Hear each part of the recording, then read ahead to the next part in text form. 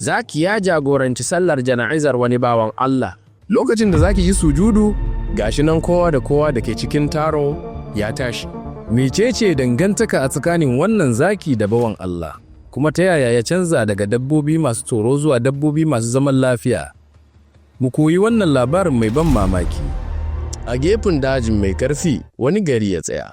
Mazaunan garin suna dogaro da aikin noma da kiwo don samun abinci.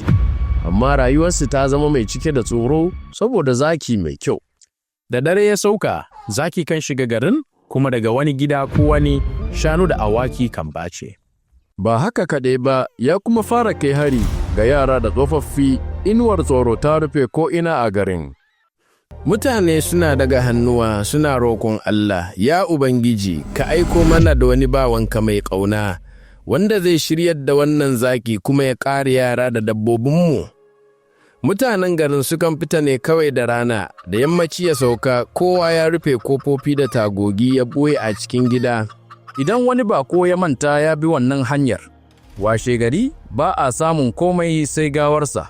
Wani lokaci ƙasa suwai kadai, wani lokaci kuma tufafin da suka jiƙe da jini. Da yardar Allah, wani bawan Allah mai tsarki ya iso garin. Da lokacin sallah ya yi, ya zauna ƙarƙashin wata itace ya yi sallah. Fuskarsa na haske, sanye da farin riga, tasbihi a hannunsa. Wasu daga cikin mutanen gare suka ruga suka gargade shi. Huzur, akwai wani zaki mai matuƙar hatsari a nan, baya barin baƙo ya koma da rai. Don Allah ka nufi wani wuri daban. Amma waliyin Allah ya ci gaba da ibada. Bayan sallah ya yi murmushi a hankali ya ce, a yau mu ga abin da wannan zaki zai yi. Na zo nan ne da izinin Allah. Idanun mutanen gari suka cika da hawaye, suna kuka suna bayyana a bakin cikinsu. Waliyin ya kalli sama ya ja dogo numfashi, a mafarki na ga fuskokin yaran wannan gari. An gaya mini, wannan gari yana jiranka, kada ka damu. Dare ya sauka cikin duhu mai ƙawiri. Waliyin Allah ya zauna ƙarƙashin itace yana yin addu'a. Ya Allah, ka shiryar da wannan dabba zuwa hanya wa daidaiciya. Kafin a sani, gurnanin zaki ya girgiza dajin. Idanunsa suka yi ja kamar yana cikin haukan yunwar cin mutane. Amma da ya ji karatun Alƙur'ani sai ya tsaya nan take. Sautin karatun Alƙur'ani ya kasance mai daɗi, har tsuntsaye suka yi shiru. Zakin ya tsaya cikin mamaki, ya zauna yana kallon fuskar mai haske. Bayan ibada ta ƙare, waliyin Allah ya ga wannan zaki mai ban tsoro yanzu yana durƙushe a ƙafafunsa kamar yaro mara laifi. Ya yi murmushi ya ce, zo nan dana, zan nuna maka hanyar Allah. Ga wannan zaki mai ban tsoro, da jin sunansa yara suna jijjiga da tsoro. Idanunsa jajaye, jikinsa da alamu. Duk motsinsa a cike da tashin hankali. A wannan dare ya fita neman farauta, amma ya hadu da wani mutum mai girma, abokin Allah na musamman. Zaki ya so ya yi gurnani sau da dama, amma babu sauti ya fito daga makogwaro. Kafafunsa suka yi rawa ya ja da baya, sai idanunsa suka sauka kan hannun waliyin. A hannun babu komai sai alamar ibada, ba daurin jini, ba alamar zalunci, sai haske mai sheki. Waliyin ya buɗe idanunsa a hankali, kallon nasa ya sauka kai tsaye cikin idanun zaki. Lokaci ya tsaya cak. Ya ce, ya halittar Allah, na dade ina jiranka, yau gashi ka zo. Zaki ya rude, shi ne sarkin daji, amma yanzu ya zama kamar ƙaramin yaro mara ƙarfi. Waliyin ya mika hannunsa ya ce, zo nan dana, ka gaji ƙwarai. Zaki ya sunkuyar da kansa a hankali, jikinsa mai girma ya kwanta a kafafun waliyin, kamar yaro a cikin cinyarwa. Idanunsa suka fara zubar da hawaye. Wannan halittar mai ban tsoro yanzu tana kuka. Waliyin Allah ya shafa kansa ya ce, kai ma halittar Allah ne, ruhunka watakila ya bata hanya, amma yau ta samu tafarki. Dukan dare, zakin ya zauna kusa da waliyin, ya ci gaba da yin addu'a, kuma zakin yana kallo cikin shiru. Kamar kowace kalma, tana shiga zuciyarsa. Asuba ta waye, kuma aka ji kiran sallar asuba. Waliyin Allah ya ce wa zakin, daga yau ba kai kadai sarkin daji ba ne, kai mai kiyaye zaman lafiya ne. Duk wanda durkusa da sunan Ubangijina ba zai sake zama mai tashin hankali ba. Zaki ya daga kai sama ya sauke numfashi mai nauyi, kamar nauyin shekaru 100 ya sauka daga zuciyarsa. Tun daga wannan rana, zaki ya sauya gaba daya, bai sake yin gurnani ba, bai kai hari ba, kuma ya zama abun kwanciyar hankali. Mutanen gari sun ga wannan hali sai suka durkusa suna sujjada, suna gode wa Allah, zaman lafiya ya dawo garinmu. Ranaku suka wuce, zakin ya zauna a kafafun waliyin Allah yana cikin ibada. Mutane suna kallonsa cikin mamaki. Zaki bai cutar da kowa ba, ko da ya ga yara ko dabbobi sai ya wuce a hankali ba tare da ya dame su ba. Mutanen gari ba sa jin tsoron zaki kuma, sai dai tsoron idan bayana. Amma nufin Allah ya bambanta. Wata rana waliyin Allah ya kamu da zazzabi, fuskarsa ta yi fari, murya ta tarwana, amma hasken imani ya kasance a fuskarsa. Dukkan mutanen gari suka taru wajen kula da shi. Wata yamma, waliyin Allah ya yi nuni da hannu ya kira limami da dattawan gari. Fuskarsa tana da haske da daraja, amma muryarsa cike da bagin ciki. Ya ce, "Ku zauna, ‘ya'yana, yau zan gaya muku wani abu daga amana ta Ubangijina." Kowa ya zauna cikin shiru, da murya mai zaushi ya ce, "Lokacina ya kusa, saƙon da na zo da shi na riga na isar muku, amma bayan na tafi kada ku yi kasala. Jarabawa za ta zo, za a so a raunana ku, amma kada ku taɓa lankasawa, ku tuna da Ubangijinku kaɗai." Hawaye suka fara fita daga idon mutanen gari. Mata suna yin addu'a, wasu yara kuma suna zaune shiru a kafafun waliyin Allah. Ya daga idonsa sama, kamar yana jiran wani alamar da ba a gani ba. Sai ya juya ya ce, "A jana'izata wani abokin musamman zai halatta, ba mutum ba ne, ba malami ba ne, amma bawan Allah mai aminci."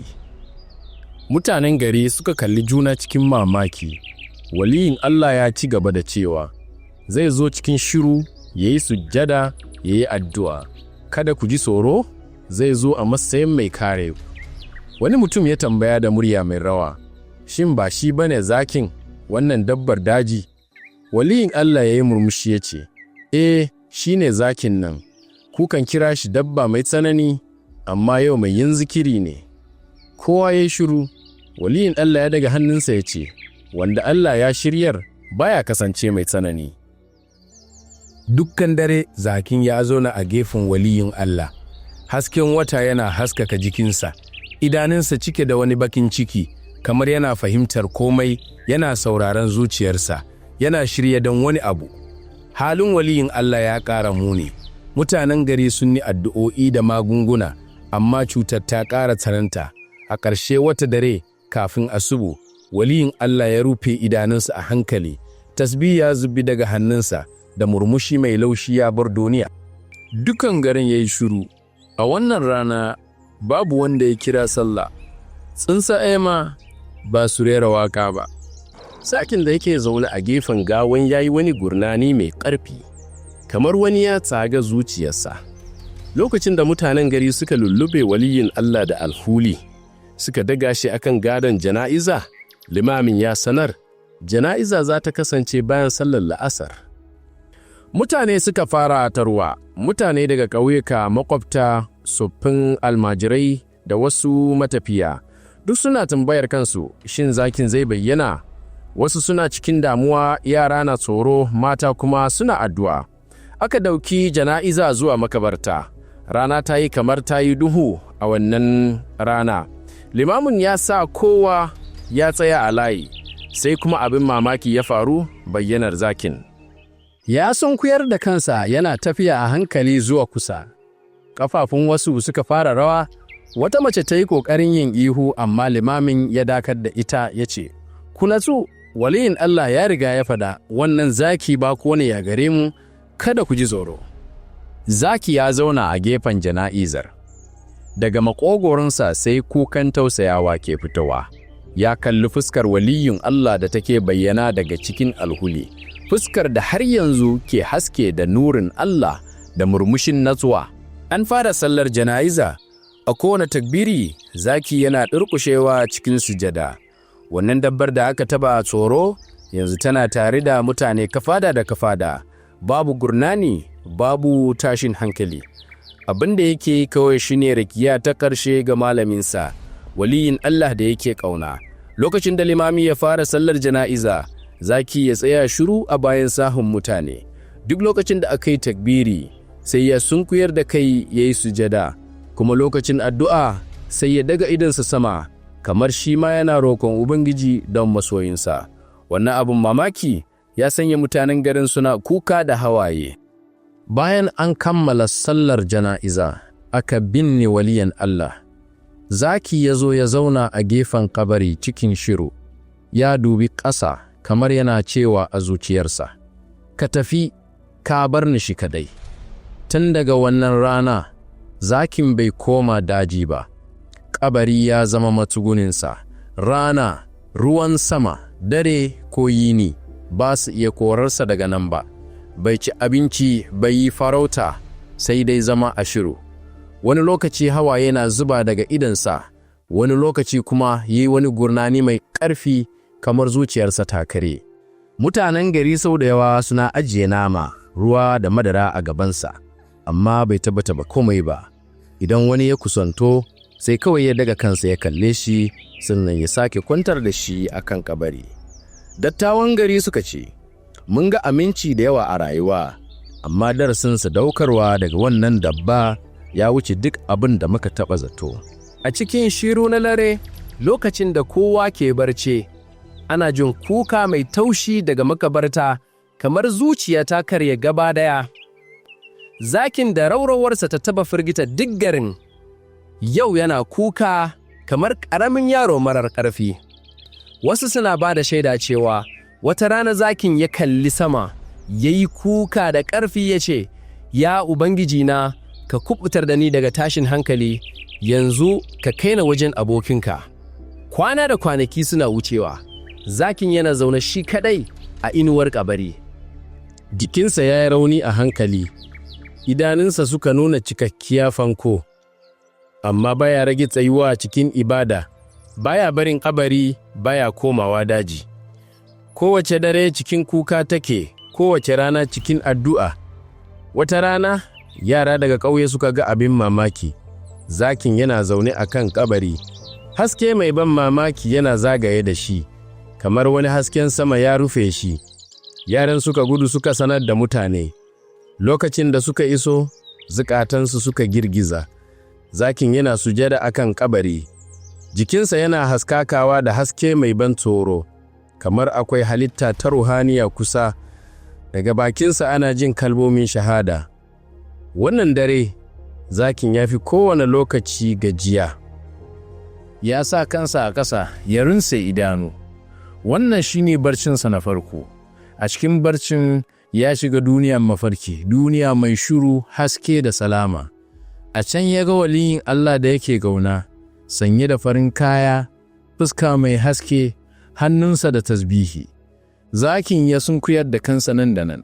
Waliyin ya yi murmushi ya ce, tashi dana, na dade ina jiranka.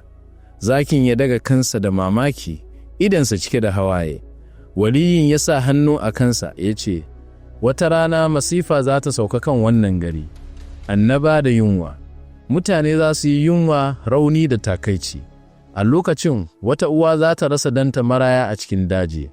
Kukanta zai kai har arshi. Ba za ka zauna shiru ba. Kai yanzu ba zakin daji ka ba ne. Ka zama mai tsaron halittar Ubangijina. Hawaye ya zubo daga idanun zakin. Kalmomin waliyin Allah suka soke zuciyarsa. Ya fahimci cewa aikinsa bai ƙare ba. Waliyin ya ce, to, idan lokacin ya yi, za ka tashi daga kabari, ka amsa kukan uwa, haske mai ƙarfi ya bazu ko'ina, mafarkin ya ƙare, zaki ya farka, goshinsa cike da zufa, ya zauna shiru, amma wannan lokaci zuciyarsa ta cika da sabuwar haske, hasken babban nauyi daga Ubangiji. Sai kwatsam wani abu mai ban mamaki ya bayyana a ƙauyen. Tsuntsaye suka tashi suka bar wuri, rijiyoyi suka fara bushewa, mutane ɗaya bayan ɗaya suka fara yin rashin lafiya, zazzabi, tari, rauni, kowa ya kulla kansa a gida. Gonaki sun zama babu amfanin gona, dabbobi suka kamu da cuta, yara suka zama marasa ƙarfi. Limamin masallaci bayan tiran sallah ya sanar, wannan ba yunwa ce kawai ba, wannan jarrabawa ce, wannan lokaci ne na tuba. A ƙauyen, akwai wata bazawara mai suna Fatima. Kadai ga danta shine danta Suleiman mai shekara 6. Wata rana Suleiman ya kamu da zazzabi. Fatima ta tafi daji don nemo tsire-tsire na magani. Amma cikin wannan lokaci, dan nata ya fita daga gida ba tare da kowa ya sani ba. Lokacin da Fatima ta dawo, Suleiman ba a ko'ina aka same shi ba. Wani yanayi mai karya zuciya. Fatima tana gudu babu takalmi, gashin kanta ya watse, idananta cike da hawaye, tana kururuwa. Waye ga dana? Ina Suleiman nawa? Gari ya yi shiru, babu wanda ya bayar da amsa. A wannan dare, zakin da yake gefen kabari ya zama cikin damuwa, ya kalli sama, kamar daga zuciyarta muryar ta fito. Lokaci ya yi, zaki ya tashi daga gefen kabari. Mutanen gari suka yi mamaki, suna kallo daga kofofi da tagogi. Zakin da bai motsa tsawon watanni ba, yau yana tafiya da sauri zuwa daji. Amma a tafiyarsa babu wata kiyayya, sai dai babban nauyin alhaki. Dukkan daren ya ratsa dajin, ciyaye, bishiyoyi, duwatsu da rafuka. A ƙarshe ya ji ƙara mai rauni. A ƙarƙashin wani dutse ya tsinci Suleiman, raunanne kuma yana karkarwa. Numfashinsa ya yi rauni, idanunsa a rufe. Zaki ya hanzarta ya matsa kusa. Da tausayi mai yawa, zaki ya daga yaron da bakinsa. Numfashin Suleiman ya fara dawowa daidai, kamar mala'ikan sama ya taba shi. Washe gari da asuba, mutanen gari suka taru a kusa da masallaci, kowa ya yi mamakin da ganin zaki yana tsaye kusa da kabarin waliyin Allah, kuma a bayansa Suleiman yana barci. Lafiya, kwanciyar hankali, a raye. Fatima ta iso da gudu. Zakiya a hankali ya soke yaro a kasa. Fatima ta rungume danta, ta fade cikin sujjada tana cewa, Ya Allah, ka mayar min da dana, kuma ka mayar da shi ta hanyar abin da muka taba dauka dodo. Dukkan mutanen ƙauyen suka fade sujjada, wasu suna kuka da kukan uwa, wasu suna sumbatar kafafun zaki. Limami ya sanar, wannan zaki yanzu ba sarkin daji ba ne, amanar mafarkin wani wali ne, shi alama ce daga Allah. Ranar ƙauyen yanzu ta cika da albarka. Zaki kullum yana zaune a gefen kabari, shiru, idanu a rufe yana saurare. Yana nuna wa yara hanyar daji. A kan kabarin waliyin Allah har yanzu sau ɗaya a kowane mako ana ganin haske daga sama. Mutanen ƙauyen yanzu sun rungumi zaki, wasu suna kiransa fakirin daji. Wata rana wani tsohon bako ya zo ƙauyen, fuskarsa cike da hasken ruhaniya. Ya zauna kusa da zaki, ya goge hawayensa, sannan ya ce, Ya halitta, ka canza halayenka, ka taba zama mai tashin hankali, amma yau alamar sakon Allah ne. Amma ka san kuwa, jarabawanka ba ta ƙare ba? Zaki ya daga idanunsa kamar yana sane da wani abu. Tsohon ya dauki ƙasa a hannunsa ya ce, Wanda Allah ya zaɓa, jarabawa ma hanya ce gare shi. A wannan makon, wani sabon bala'i ya bayyana.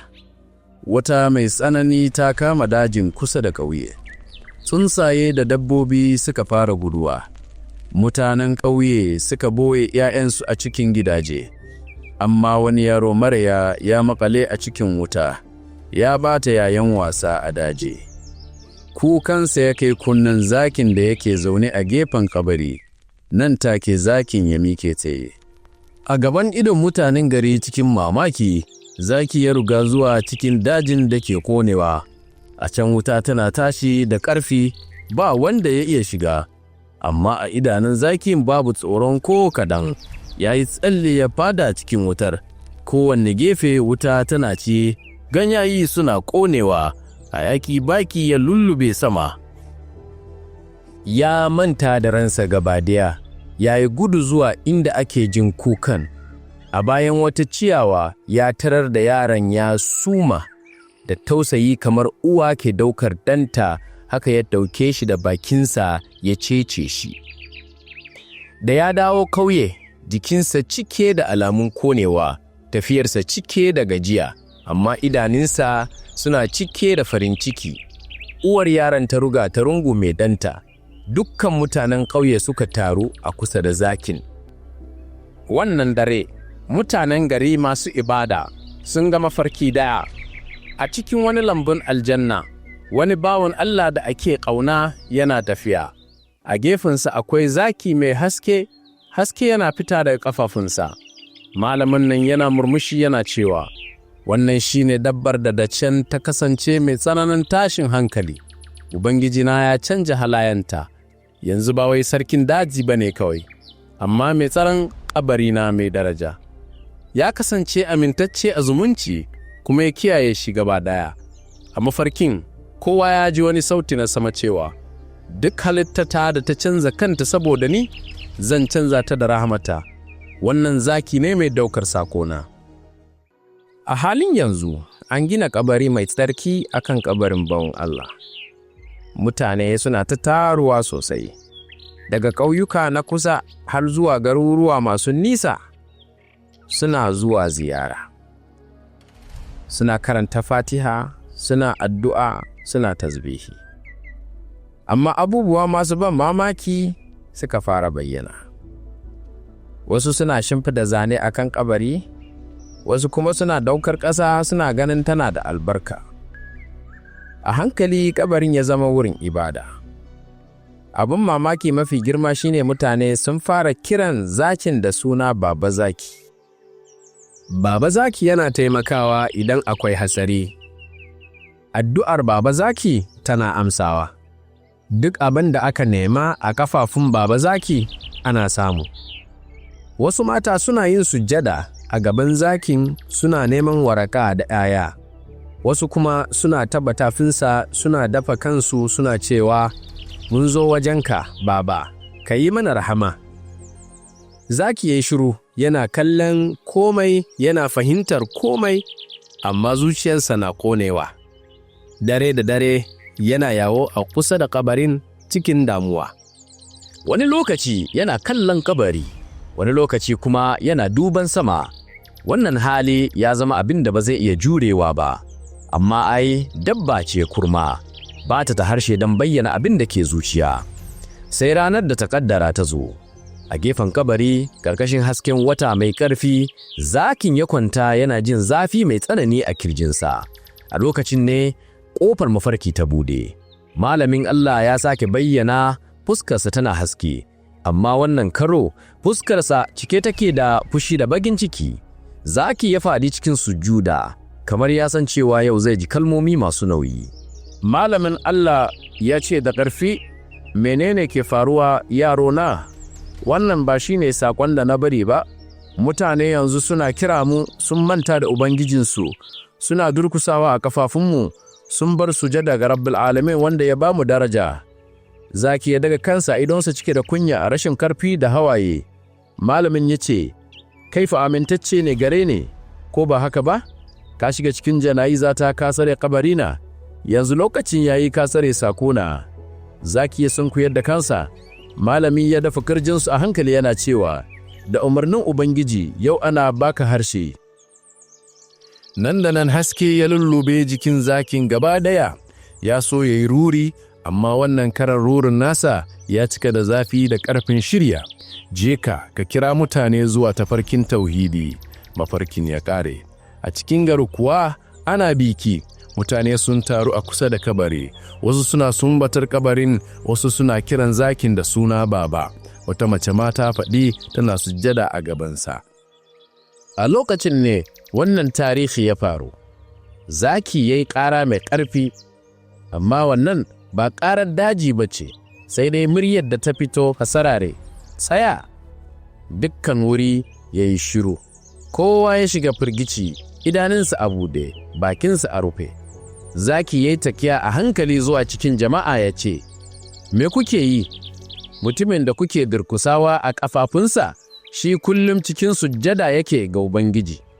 Wanda kuke kira, shi a kowace numfashi yana tuno Ubangijinsa.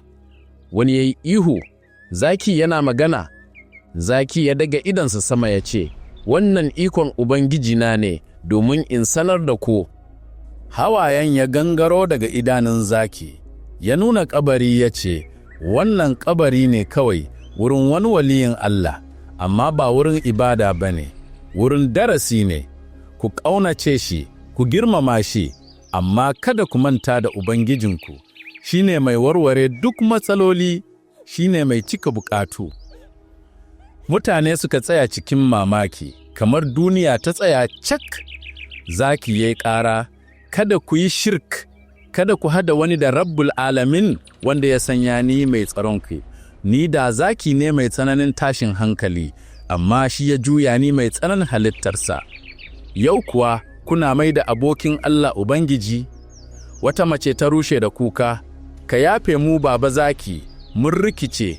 Zaki ya ce da murya mai rawa, ni baba ba ne, ni bawa ne kawai, bawan Allah.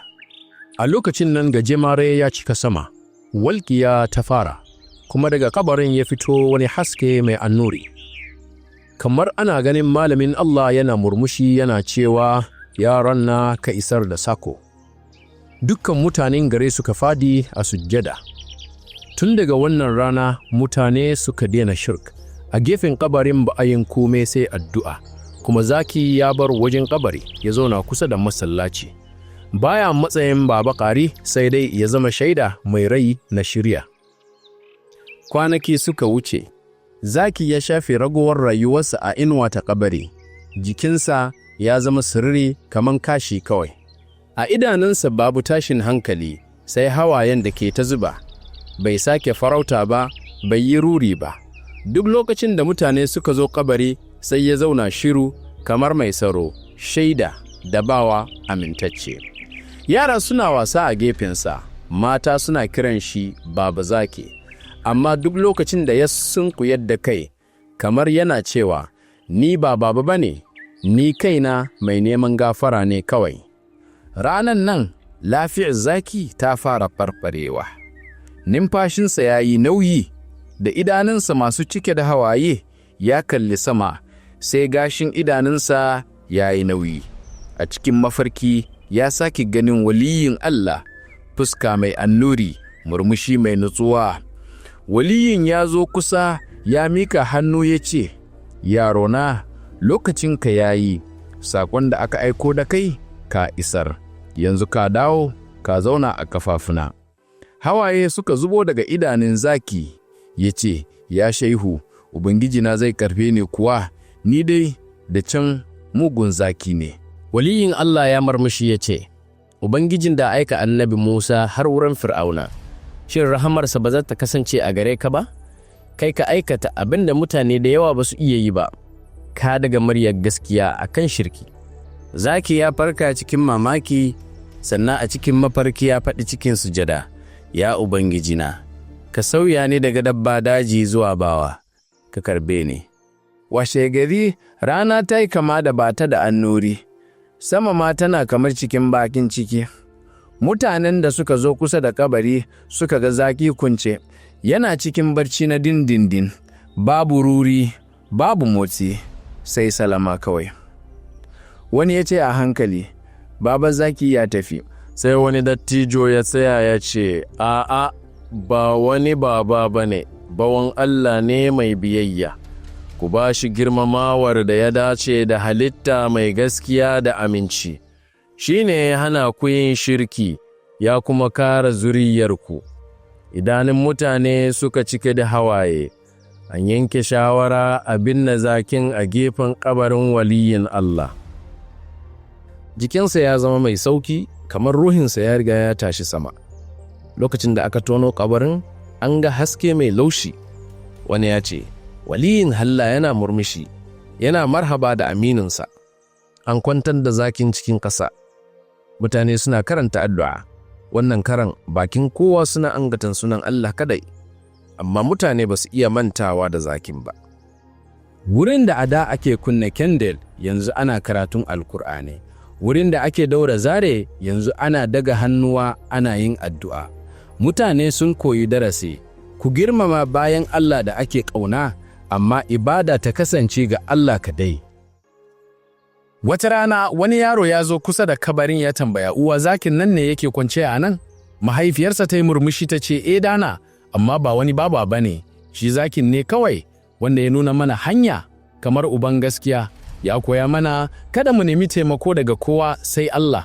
Yaro ya ce, to me yasa muke zuwa wajen kabari, me yasa muke yin alkawari? Idon mahaifiyar ya cika da hawaye ta ce, saboda dana har yanzu wasu sun manta, suna tunanin wanda yake kunci ƙarƙashin ƙasa zai iya yin komai. Yaro ya ce da ƙarsi, a'a uwa, daga yau zan roki Allah kadai. Haka kabarin zakin ya zama alama hidaya, gaskiya da tauhidi. Amma wannan kabari ya bar sako madawwami. Ya ku mutane, kada ku mai da kabari wurin ibada. Masoyan Allah suna ba da shirya, amma ba su rabba. Ku girmama su, ku dauki darasi daga gare su, amma ku roƙa daga gare shi kadai, wanda yake bayar da komai. A zamanin yau, shirki ya bayyana da siffofi da yawa, yin alkawari a wurin kabari, neman wani abu a gaban kabarbura, kunna fitila ko kiran ya Gauth ko ya Ali. Waɗannan ayyuka suna sanya halitta daidai da mahalicci. Allah ta'ala ya ce a cikin Alƙur'ani, Suratul Nisa